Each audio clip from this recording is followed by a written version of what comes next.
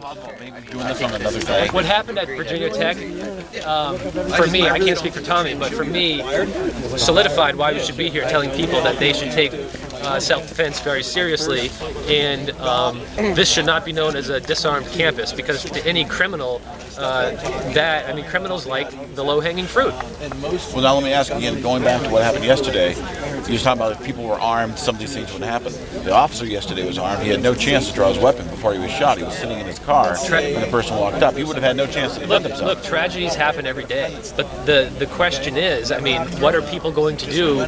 You know, if it is known to the criminal element that, oh geez, this is New Hampshire, students at Plymouth State University have firearm safety classes, they're responsible adults that decide to carry firearms, they're going to second guess a lot coming here and trying to hurt anybody. And that's what this is about.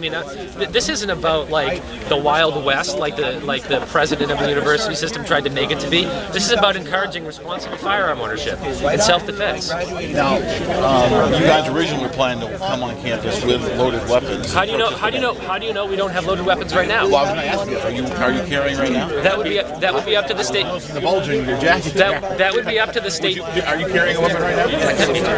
You're not saying. That would be up to the state to prove. And the reason why we're playing this word game with you is because criminals don't announce what they're going to do. If I were do you think the idea of weapons, though, is held to a higher standard than just a majority of people want it, or people should decide? Because 99,999 people can be responsible for a gun. If one person isn't, you've got a tragedy. Oh, absolutely. But you realize that the percentage of people killed by automobiles or malpractice by doctors far exceeds the people who are killed by firearms. People love to vilify firearms and knives and self-defense implements, but they ignore all the other stuff that goes on right out in the open. Responsible firearm owners aren't people to be feared. They're responsible people in the community who legitimately are law-abiding.